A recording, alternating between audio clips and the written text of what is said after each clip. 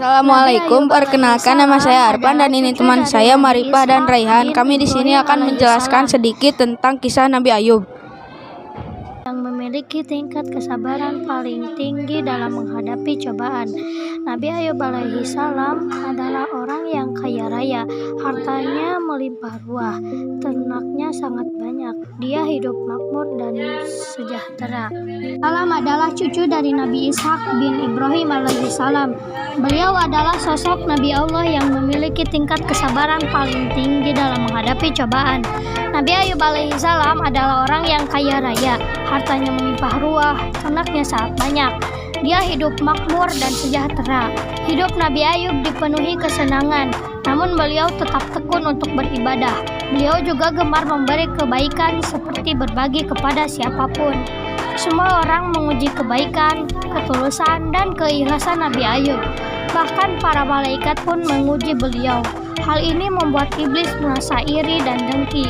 Ia tidak suka ada manusia yang begitu soleh. Iblis pun berniat membuat Nabi Ayub menjadi sesat. Iblis lalu mencoba sendiri dan menggoda Nabi Ayub agar ia tersesat dan tidak mau bersyukur kepada Allah. Namun ternyata iblis gagal. Iblis pun tidak menyerah. Ia dan para pembantunya kemudian mulai menyerbu keimanan Nabi Ayub.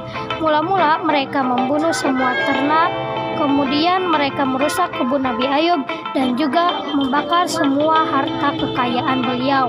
Namun Nabi Ayub dan anak istri beliau tetap rajin beribadah dan tidak pernah mengeluh. Mereka semua menerima takdir dengan ikhlas.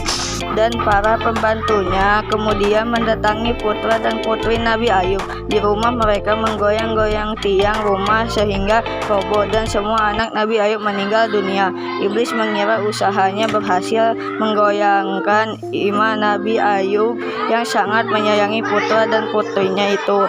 Meskipun Nabi Ayub merasa sedih dan menangis, tetapi jiwa dan hatinya tetap kokoh dalam keyakinan bahwa Allah yang Maha Pemberi menghendaki semua itu, maka tak ada seorang pun yang mampu mendatanginya. Iblis pun tidak patah semangat. Iblis kemudian mengaburkan penyakit di sekujur tubuh Nabi Ayub sehingga menderita sakit kulit yang menjijikan. Semua tetangga dan orang sekitar menjauhinya karena takut tertular. Mereka menginginkan Nabi Ayub segera pergi meninggalkan lingkungan mereka. Maka pergilah Nabi Ayub dan Rahma istrinya ke sebuah tempat yang jauh dari permukiman manusia. Penyakit Nabi Ayub sudah bertahun-tahun tak kunjung sembuh, namun Nabi Ayub tetap bersabar. Suatu hari Rahma hendak membeli bahan makanan dan ia pun pergi keluar. Ternyata saat itu Nabi Ayub sedang membutuhkan. Berkali-kali Nabi Ayub memanggil istrinya, tapi tak ada sautan dari istrinya. Itu Nabi Ayub merasa kesal, tersegit dalam benak beliau bahwa Rahma sengaja pergi meninggalkan beliau. Nabi Ayub lantas bersumpah memukul Rahma 100 kali. Jika ia kembali, Nabi Ayub berdoa memohon kesembuhan kepada Allah Subhanahu wa Ta'ala. Memerintahkan Nabi Ayub agar menghentakkan kakinya ke tanah, lalu dari tanah itu keluar air yang sejuk dan segar.